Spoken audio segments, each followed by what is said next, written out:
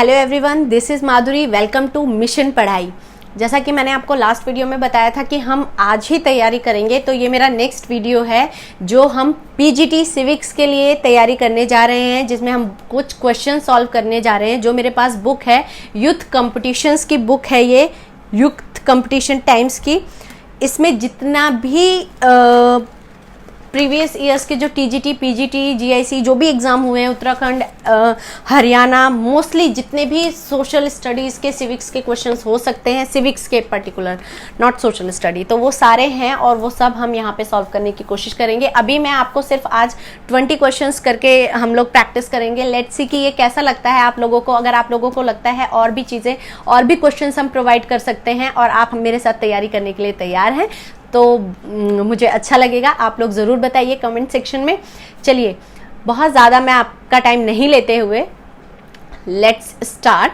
कि मैं सबसे पहले आप लोगों को दिखा दूं कि जो हम पढ़ने वाले हैं उसकी विषय सूची क्या है। आप देख सकते हैं सब्जेक्ट कौन कौन से, टॉपिक्स हम कौन कौन से कवर करने वाले हैं, तो आप इसका स्क्रीनशॉट ले सकते हैं। और एक रिक्वेस्ट है आप लोगों से कि जब भी आप लोग क्वेश्चंस करेंगे तो आप एक अपनी सेपरेट नोटबुक ले लीजिए, जो आप तैयारी कर रहे हैं एग्जाम को लेके, आप ये कह सकते हैं। और क्योंकि आप हमेशा तो बार बार इस चीज़ को अगर नहीं भी देखेंगे, तो आप जब मैं क्वेश्चन बोलूंगी तो उसको, मैं ये नहीं कह रही हूँ आप पूरा क्वेश्चन उसको नोट डाउन करिए, नहीं, ऐसा मत करिएगा, बहुत ज़्यादा टाइम लगेगा। जैसे मेन चीज़ें आप लिख भी सकते हैं।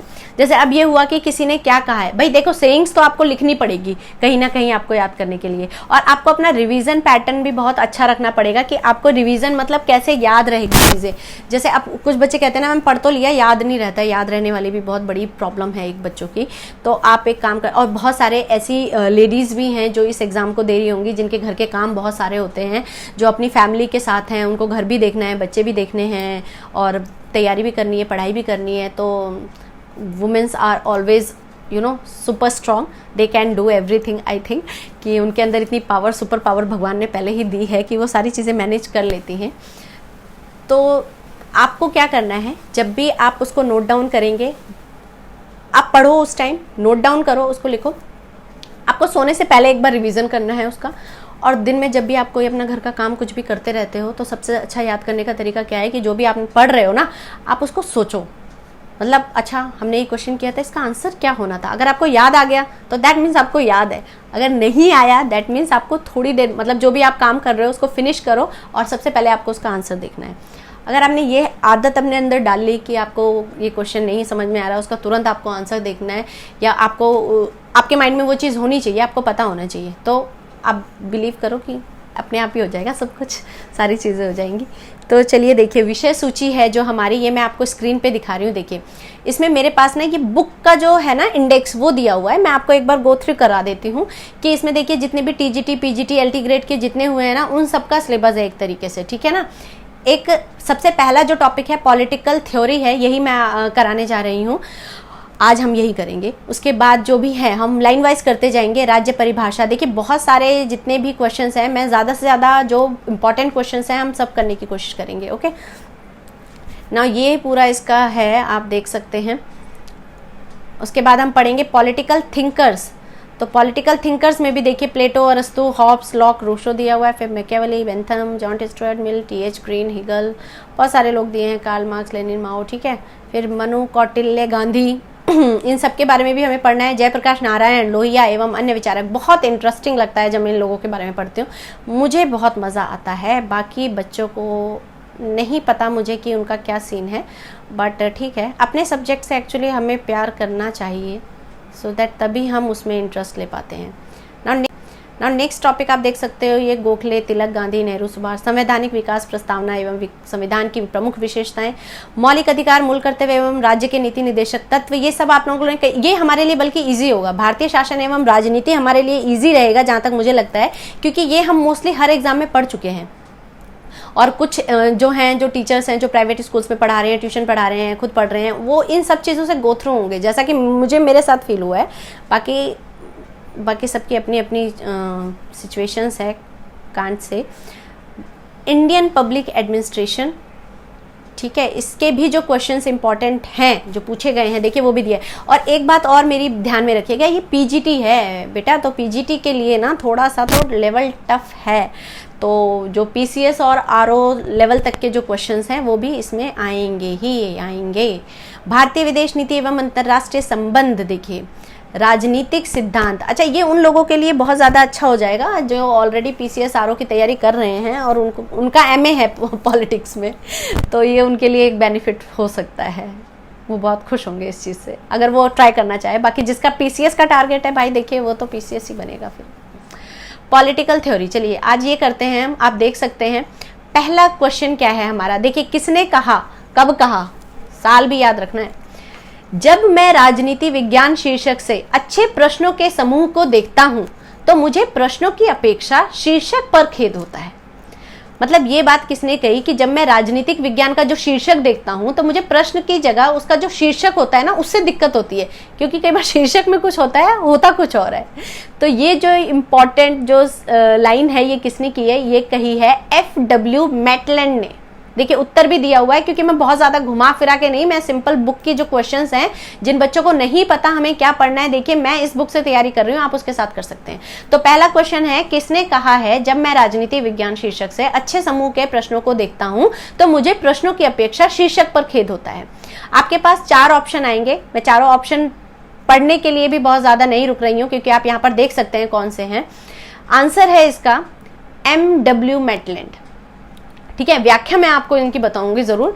जब मैं राजनीति विज्ञान शीर्षक से अच्छे प्रश्नों के समूह को देखता हूं तो मुझे प्रश्नों की अपेक्षा शीर्षक पर खेद होता है। यह कथन FW मैटलैंड का है, ठीक है।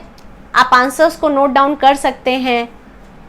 नाउ सेकंड क्वेश्चन इज, किसने राजनीति की परिभाषा संभव की कला, the art of the possible के रूप में की है।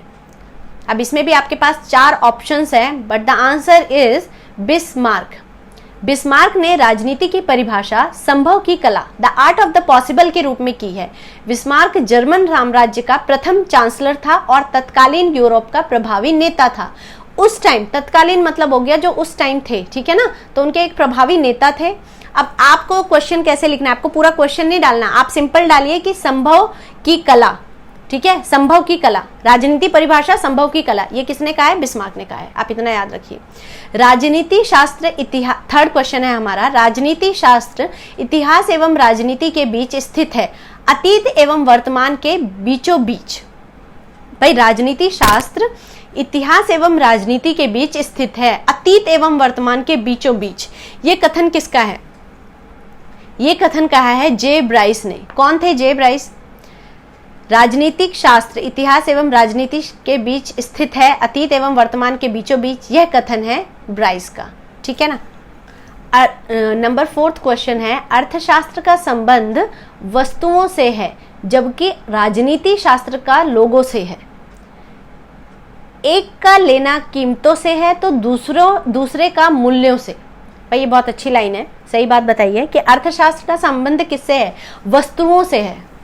आप अर्थशास्त्र, मैं तो कहती हूँ अगर आपको समझ में नहीं आए क्या है तो आप समझो पैसे है, पैसा है related, economy that is money, ठीक है ना। जबकि राजनीति शास्त्र किससे संबंधित है, लोगों से संबंधित है।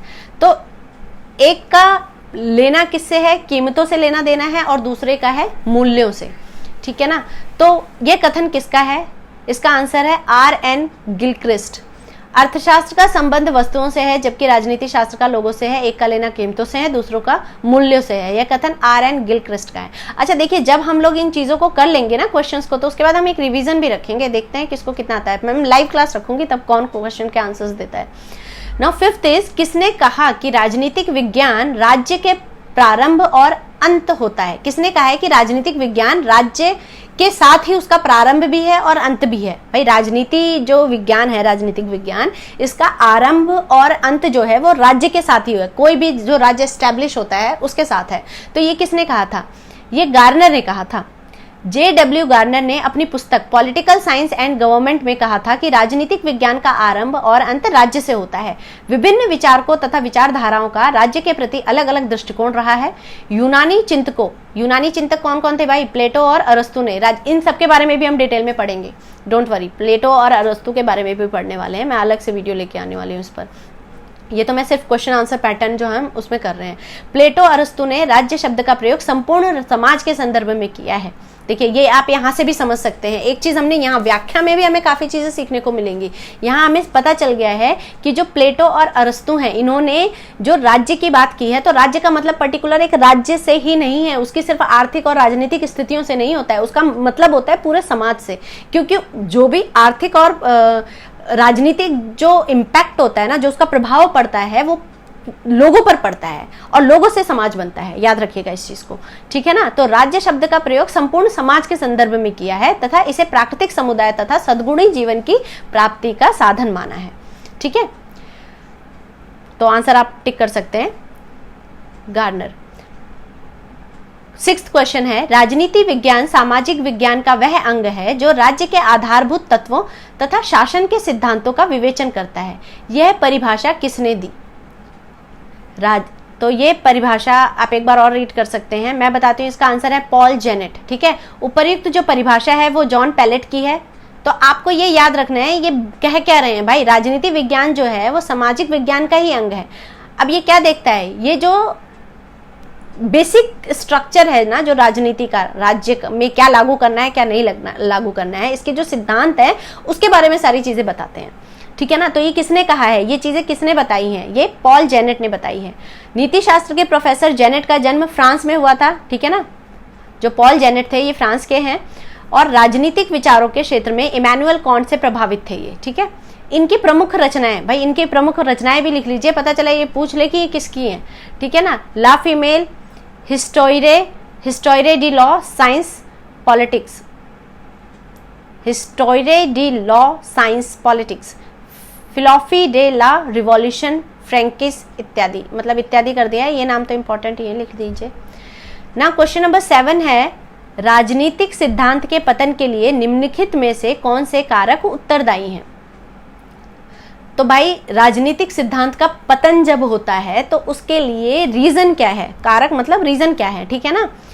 अब इसमें आपको 4 ऑप्शन दिए हुए हैं, फिर आप इसमें मिक्स करके भी देख सकते हैं। इतिहासवाद है, प्रत्यक्षवाद है, नैतिक सापेक्षवाद है, अतिथ्यात्मकवाद है। नीचे दिए गए उत्तर को चुनिए। तो इसमें आंसर है डी, और डी में आया है first, second, third and fourth. First, second, third and fourth, that means जो ये सारी चीजें दी हुई हैं ये सब उत्तरदायी होते हैं। ऑब्वियसली उत्तरदायी होंगे क्योंकि ये सारी चीजें जो हैं वो आपकी राजनीति पर तो प्रभाव डालेंगी ही डालेंगी। भाई इतिहास भी डालेगा, आपके जो समाज में नैतिक चीजें चल रही हैं वो भी प्रभाव डालेंगी। ठीक है ना। तो जितने भी लोगों के विचार हैं वो सब भी प्रभाव डालेंगे। तो ये सारे कारक इंपॉर्टेंट है। ये यूजीसी में पूछा गया। देखिए कब कौन सा क्वेश्चन पूछा गया ये भी लिखा हुआ है, तो आप ये नहीं कह सकते कहीं से भी उठा के दे दिया गया है। ये सारे क्वेश्चंस पूछे गए हैं। Number 8th question. 8th question है, स्वतंत्रता के बाद, मैं एक एक करके नहीं दिखा रही, जिनको जो रीड कर ले रहे हैं बाकी भी लिख सकते हैं, लिख सकते हैं। देखिए मैं आप लोगों की फैसिलिटी के लिए ही दिखा रही हूँ, आपको बुक खरीदने की जरूरत नहीं है। ये 300-400 की बुक है, आप जिनके पास अवेलेबल नहीं है वो इससे पढ़ सकते हैं। अच्छा, क्वेश्चन नंबर 8 है, स्वतंत्रता के बाद जिला अधिकारी की भूमिका में मुख्य रूप से निम्नलिखित के कारण बहुत अधिक परिवर्तन हुआ है। भाई स्वतंत्रता के बाद जो जिला अधिकारी की भूमिका हुई है उसमें बहुत सारे चेंजेस हुए हैं। ठीक है, ये देखिए यूजीसी नेट में पूछा गया है जुलाई 2018 में, किस में हुआ है? राजनीतिक जागरण, जनसंचार की भूमिका, जनतांत्रिक विकेंद्रीकरण, आवाधिक चुनाव। ठीक है ना। तो स्वतंत्रता के बाद जिलाधिकारी की भूमिका के रूप में जनतांत्रिक विकेंद्रीकरण के कारण बहुत अधिक परिवर्तन हुआ है। जनतांत्रिक विकेंद्रीकरण क्या हो गया भाई? जनतांत्रिक मतलब लोगों पर जो शासन है, विकेंद्रीकरण आपने पढ़ा होगा, डिसेंट्रलाइजेशन। ठीक है ना। तो ये देखिए ये है 8th क्वेश्चन है, स्वतंत्रता के बाद जिला अधिकारी की भूमिका में मुख्य रूप से निम्नलिखित के कारण बहुत अधिक परिवर्तन हुआ है। अच्छा, जिला अधिकारी में देखिए क्यों परिवर्तन होगा, क्योंकि वो लोगों से जुड़ा हुआ है। तो आप इसका जो सही आंसर वो है जनतांत्रिक विकेंद्रीकरण। जनतांत्रिक विकेंद्रीकरण क्या है? जन मतलब लोग होते हैं। ठीक है। विकेंद्रीकरण आपने पढ़ा होगा डिसेंट्रलाइजेशन, जैसे केंद्रीकरण होता है ना, सेंट्रलाइज करना, पावर्स को क्या होता है एक जगह कर देना। विकेंद्रीकरण हो गया कि आपने पावर्स को डिस्ट्रीब्यूट कर दिया है। ठीक है ना। तो जिला अधिकारी की भूमिका में बहुत मुख्य रूप से बदलाव हुए हैं। ठीक है, तो याद रखिएगा स्वतंत्रता के बाद जिलाधिकारी की भूमिका के मुख्य रूप से जनतांत्रिक विकेंद्रीकरण के कारण बहुत अधिक परिवर्तन हुआ है। पंचायती राज व्यवस्था जनतांत्रिक विकेंद्रीकरण का ही परिणाम है। इसने भी जिलाधिकारी की भूमिका को अप्रत्याशित रूप से बढ़ाया है। देखिए पंचायती राज व्यवस्था क्या है, पंचायती राज क्या है, बेसिकली ये जो त्रिस्तरीय आप एक व्यवस्था कह सकते हैं पंचायती राज, ये क्या है, ये लोगों में आप क्या कर रहे हो, ये विकेंद्रीकरण ही है। आपकी जो पावर है उसका विकेंद्रीकरण है। तो ये क्या है कि आप वो लोगों में डिस्ट्रीब्यूट कर रहे हो ना, सिंपल सी बात है। तो ये क्या है, ये विकेंद्रीकरण हो गया, आपकी पावर का आपने अलग अलग जगह दे दिया है। तो पंचायत भी ये पंचायत में है, लोगों के पास पावर, जो जिला लेवल पे लोग हैं उनके पास पावर है। तो जो जिलाधिकारी है उसका कार्य ज्यादा व्यापक रूप से फैल गया है और ज्यादा बढ़ गया है, ठीक है ना। तो ये याद रखना है। क्वेश्चन नंबर 9 है, राजनीति विज्ञान का संबंध राज्य तथा उसके साधन सरकार से है। यह किसने कहा है, ठीक है, तो यह कहा है डीमॉक ने, ठीक है। अमेरिकी राजनीतिक विचारक मार्शल एडवर्ड डीमॉक पूरा नाम है इनका, प्रशासनिक चिंतक हैं। राजनीति विज्ञान के विषय में इनका विचार है कि इसका संबंध राज्य और उसके साधन सरकार से है। इनकी प्रमुख रचनाएं हैं study of administration 1937 a theory of organisation in public administration, ठीक है। तो ये तो हमें याद ही रखना है, इसमें आदि करके दे दिया हुआ है। नाउ 10th क्वेश्चन है, निम्न में से किसने राजनीतिक विज्ञान को शक्ति का विज्ञान के रूप में परिभाषित किया है। राजनीतिक विज्ञान को क्या कहा है, शक्ति का विज्ञान का है, ये बहुत इंपॉर्टेंट है। ये कहा है सर एडवर्ड गॉर्डन कैटलिन ने। कैटलिन एक दार्शनिक थे, ठीक है। The function of political science 1956 उनकी चर्चित कृति है। अपने एक निबंध में the science of politics and Anglo American union में उन्होंने राजनीति विज्ञान को शक्ति के विज्ञान के रूप में परिभाषित किया है। क्वेश्चन नंबर 11 है, किस विचारक का संबंध राजनीतिक पतन शब्द के साथ है। मतलब राजनीतिक पतन शब्द जो है ये किसने यूज किया है। तो आप इसको इस तरीके से भी याद कर सकते हैं। देखिए एमपी में पूछा गया है, लेकिन आपको देखो पता होना चाहिए, कभी भी कहीं से भी पूछ सकते हैं, मैंने आपको बताया है। तो आपको अपनी तैयारी उसी हिसाब से रखनी है। आपको कोई भी 1% भी रिस्क मत लो यार, क्या फर्क पड़ता है, जहाँ 10 चीजें पढ़ रहे हो वहां 3-4 चीजें और पढ़ लो ना, है ना। तो किस विचारक का संबंध राजनीतिक पतन से है, इसमें ऑप्शंस दिए हुए हैं तो साथ है। अच्छा, आपको इन तरह के क्वेश्चंस पे भी ध्यान रखना है कि कई बार बोल देते हैं कि संबंध नहीं है ना, तो ये भी बोल देते हैं। किस विचारक का संबंध राजनीतिक पतन शब्द के साथ है, तो जी इसका आंसर है पॉवेल, ठीक है ना। अच्छा, इसमें ये व्याख्या दी हुई है किसका किसके साथ है, जितने भी 4 ऑप्शन दिए हुए हैं तो आप देख सकते हैं। तो आप इसमें देख सकते हैं, अगर आपको लगता है इसको नोट करना है। डेविड ईस्टन का संबंध क्या है, राजनीतिक सिद्धांतों के ह्रास की कल्पना संकल्पना का विकास है। हंटिंगटन का है राजनीतिक पतन के साथ। डेविड एटर का है राजनीतिक आधुनिकीकरण के साथ। और पॉवेल का है संरचनात्मक। पॉवेल का है संरचनात्मक, प्रक्रियात्मक सिद्धांत एवं राजनीतिक संस्कृति। अच्छा, इस क्वेश्चन में जब हमें ये दिया हुआ है राजनीतिक पतन हंटिंगटन का है, तो ये तो बी ऑप्शन है ना। देखिए यहाँ पे जो 11th है इसका ये हंटिंगटन आंसर है, बी। यहाँ ऑप्शन डी दिया हुआ है लेकिन आपको बी लिखना है, याद रखिएगा। देखिए राजनीतिक पतन के बारे में बात कर रहा है ना, तो ये यहाँ पर है, इसका ये आंसर गलत है। मैं एक बार इसको पूरा चेक भी कर लेती हूँ, देखिए कि ये किसने कहा है, ठीक है। आप गूगल में चेक भी कर सकते हैं। देखिए भाई, मैंने नहीं लिखा है, कहीं आप ब्लेम करें कि मैम ने यही बोला है। बुक में है, बहुत ज़्यादा चीज़ें मुझे भी नहीं याद रहती हैं, बट ठीक है, एक बार देख लेते हैं। बाकी आप लोगों को देखिए वीडियो में कंटिन्यू रहना है इस चीज़ को लेकर, पढ़ाई को लेकर। जो बहुत सारी लेडीज़ हैं जिनको नहीं पता है, वो लोग घर में रह के काम भी देख रही हैं, ये सारी चीज़ें देख रही हैं, तो प्लीज़ आपके लिए आसानी होगी। देखिए इसमें आंसर बी है, ठीक है ना। नाउ नेक्स्ट है क्वेश्चन नंबर 12 है, निम्न में से कौन शास्त्रीय राजनीतिक सिद्धांत का प्रभावी समर्थक है। तो शास्त्रीय राजनीतिक सिद्धांत का प्रभावी समर्थक कौन है, दांते जर्मिनो, ठीक है ना।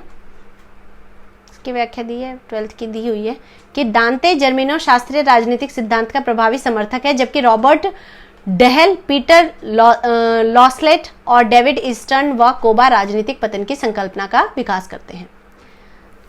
क्वेश्चन नंबर 13 है, डिक्लाइन ऑफ पॉलिटिकल थ्योरी के लेखक कौन है। ये बहुत इंपॉर्टेंट है, इस तरह की चीजें आप इजीली याद रख सकते हैं। डिक्लाइन ऑफ पॉलिटिकल थ्योरी के लेखक हैं कोबा।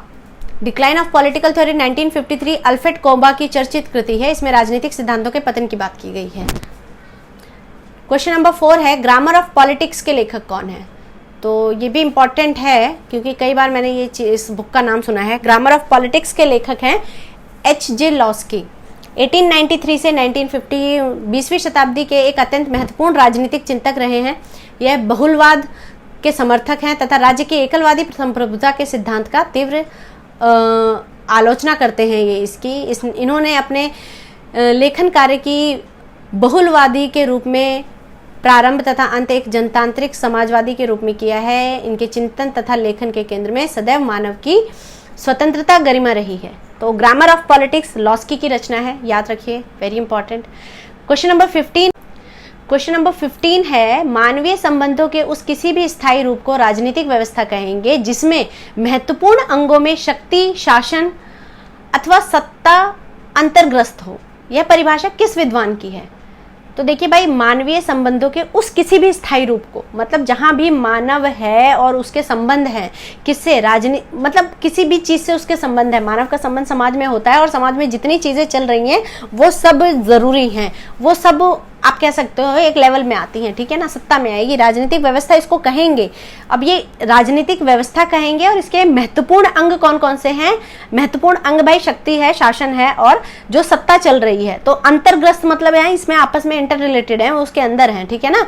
तो यह परिभाषा किसने दी है? यह परिभाषा रॉबर्ट हल ने दी है, ठीक है। रॉबर्ट डेहल एक राजनीतिक सिद्धांतकार और राजनीति के प्रोफेसर थे। इन्होंने लोकतंत्र के बहुलवादी सिद्धांत का प्रतिपादन किया। डेल की प्रमुख रचनाएं हु गवर्न्स 1961 में है, on democracy 1998, democracy and it's critics 1989। तो दैट इज इंपॉर्टेंट, आप लिख सकते हैं। TGT 2011 में पूछा गया ये क्वेश्चन। यूनेस्को के राजनीतिक विज्ञान का क्षेत्र कब निर्धारित किया गया था? यूनेस्को के, ठीक है, तो यूनेस्को के राजनीतिक विज्ञान का क्षेत्र कब निर्धारित किया गया? इसका आंसर है 1948 में, ठीक है। परंपरागत राजनीतिक विज्ञान का क्षेत्र निर्धारण करने हेतु संयुक्त राष्ट्र संघ की, भाई आपको पता है यूएन की ये संस्था है यूनेस्को, ठीक है ना। तो इसने सितंबर 1948 में विश्व के प्रमुख राजनीतिक शास्त्रों का सम्मेलन आयोजित किया गया जिसमें परंपरागत राजनीतिक विज्ञान के क्षेत्र के अंतर्गत निम्नलिखित राजनीति के सिद्धांत, राजनीतिक संस्थाएं, राजनीतिक दल, समूह एवं लोकमत, अंतरराष्ट्रीय संबंध, इनको शामिल किया गया, ठीक है। आप कह सकते हो इनका विज्ञान क्षेत्र तभी निर्धारित किया गया है कि उसको और ज्यादा कैसे डेवलप कर सकते हैं। क्वेश्चन नंबर 17 है हमारा, राजनीति शास्त्र के पिता माने जाते हैं। भाई ये बहुत बहुत इंपॉर्टेंट है। देखिए 2 बार तो ये यहाँ दो नहीं 3 बार देखा गया है। ये देखिए TGT 2001 में, PGT 2009 और छत्तीसगढ़ असिस्टेंट प्रोफेसर में 2017 में पूछा गया है। तो ये आपको, आप राजनीति शास्त्र पढ़ रहे हैं, आपको वैसे भी पता होना चाहिए क्या है राजनीति शास्त्र के पिता कौन माने जाते हैं। भाई राजनीति शास्त्र के पिता अरस्तु को माना गया है, ठीक है ना। अरस्तु ही हैं जिन्होंने सबसे पहले हमें राजनीति की परिभाषा बताई। अरस्तु को राजनीति शास्त्र का जनक माना जाता है क्योंकि अरस्तु ने राजनीति शास्त्र को नीति शास्त्र से पृथक करके उसे एक स्वतंत्र विषय का रूप प्रदान किया। अरस्तु ने इस महान कार्य से पूर्व राजनीति का अध्ययन नीति शास्त्र के अध्ययन के अंतर्गत ही किया है। अरस्तु ने राजनीति शास्त्र को सर्वोच्च विज्ञान, मास्टर ऑफ साइंस की उपाधि दी है, ठीक है। बहुत इंपॉर्टेंट क्वेश्चन है ये, तो याद रखिएगा। क्वेश्चन नंबर 18 है, राजनीति विज्ञान के अंतर्गत राज्य तथा सरकार का अध्ययन किया जाता है। राजनीति विज्ञान की यह परिभाषा किस विचारक ने प्रस्तुत की थी, ठीक है ना। तो गिल क्राइस्ट जो हैं उन्होंने ये परिभाषा प्रस्तुत की है कि राजनीति विज्ञान के अंतर्गत आप क्या क्या पढ़ते हो? आप राज्य और सरकार दोनों का अध्ययन पढ़ते हो, ठीक है ना। तो ये जरूरी है। नाउ क्वेश्चन नंबर 19 है, राजनीति शास्त्र का प्रारंभ और अंत राज्य के साथ ही होता है। भाई हमने अभी पहले भी पढ़ा था कि ये किसने कहा था, तो ये गार्नर ने कहा था, याद रखना है आपको, ठीक है ना। अच्छा, इसमें मैं आपको बोलूंगी, मैंने स्टार भी लगा रखा है तो प्लीज आप इसको अंडरलाइन कर सकते हैं। आप इसको अपनी कॉपी में नोट कर लीजिए, ये जो इसकी व्याख्या दी हुई है, क्योंकि देखिए मैंने ये स्टार लगाया हुआ है तो मैंने भी नोट किया ही हुआ है इसको। राजनीति को हमने 2 भागों में बांटा है, ठीक है ना। 2 भागों में राजनीति विभाजित है। कौन कौन से में है? एक सैद्धांतिक और एक व्यवहारिक राजनीति में है। सैद्धांतिक राजनीति के अंतर्गत निम्न विषय आते हैं। ये आप विषय लिख सकते हैं क्योंकि कई बार होगा ये विषय आपसे बोल देगा और पूछेगा कि ये किस में आते हैं, ये सैद्धांतिक में आते हैं या व्यवहारिक में बनाते हैं। तो ये चीज़ें आपको पता होनी चाहिए भाई। देखिए, सिद्धांतिक हो गया जिनके सिद्धांत हैं, जो दिए हुए हैं, जो रिटन में है, ठीक है ना। व्यवहारिक हो गया प्रैक्टिकली आप उसको कितना कर रहे हो, ठीक है ना। तो सैद्धांतिक राजनीति के अंतर्गत आता है सरकार का सिद्धांत, राज्य का सिद्धांत, कानून निर्माण की संकल्पना। व्यवहारिक के अंतर्गत सरकार का वर्तमान रूप, कार्यप्रणाली आदि समाहित होता है। इसी के तहत गार्नर ने कहा था कि राजनीति शास्त्र का प्रारंभ और अंत राज्य से होता है, ठीक है ना। नाउ क्वेश्चन नंबर 20 है, परंपरागत राजनीति विज्ञान का निम्न में से कौन सा लक्षण नहीं है। आपको ध्यान देना है नहीं है पर। अमूर्त स्वरूप, काल्पनिकता, दार्शनिकता पर बल, तथ्यों के अध्ययन पर बल, ठीक है ना। तो परंपरागत राजनीतिक विज्ञान का लक्षण क्या नहीं है भाई, तथ्यों के अध्ययन पर बल जो है वो परंपरागत राजनीति विज्ञान का, भाई राजनीति विज्ञान मतलब राजनीति जो पहले से चली आ रही है, दैट इज परंपरागत राजनीतिक विज्ञान हो गया। अब इस पे आप तथ्यों पर इतना ज्यादा नहीं जाते हैं, जो नीतियां होती हैं उसी को आप लोग फॉलो करते रहते हैं, उनके तथ्यों पर लोग नहीं जाते हैं ज्यादा, ठीक है ना। तो अमूर्त स्वरूप होगा, काल्पनिकता भी है, दार्शनिकता पर बल भी होता है, लेकिन तथ्यों के अध्ययन पर बल नहीं दिया जाता इस पर, तो आप ये याद रख सकते हैं। अब मैंने सोचा था कि हम 20 ही क्वेश्चन करेंगे, बट ये पेज में जब जितने आ गए हैं पूरे 25 ये कर ही लेते हैं, ठीक है ना, क्योंकि 1 पेज कंप्लीट हो जाएगा ना। क्वेश्चन नंबर 21 है, किसने कहा इतिहास का राजनीति विज्ञान के बिना फल नहीं, तथा राजनीति विज्ञान का इतिहास के बिना फल नहीं। इतिहास के बिना जड़ नहीं, ठीक है भाई। इतिहास तो मेन है, पीछे से आ रहा है, जड़ वही है। तो आपको इतिहास और विज्ञान इनको आपस में इंटर रिलेट करके याद रखना है। ये चीज किसने कही है, तो ये चीज कही है सिले ने, ठीक है ना। व्याख्या क्या है, सिले ने यह कहा है कि इतिहास का राजनीति विज्ञान के बिना फल नहीं है तथा राजनीति विज्ञान का इतिहास के बिना जड़ नहीं है। इसके माध्यम से सिले ने यह बताने का प्रयास किया था कि इतिहास और राजनीति विज्ञान दोनों एक दूसरे से अलग ना होकर भी एक दूसरे के पूरक हैं। भाई आप अपने इतिहास को कहाँ छोड़ जाएंगे, यही तो रहेगा। इतिहास आपके पूर्वज हैं, तो चाहे ये किसी भी विज्ञान में हो, चाहे किसी भी किताब में हो, कोई व्यवहारिक चीज हो, आपको ये सब याद रखना है। इतिहास तो आपकी जड़ें हैं, पूर्वज तो आपके दाता हैं, ऐसे याद रख सकते हैं, किसी ने कहा है।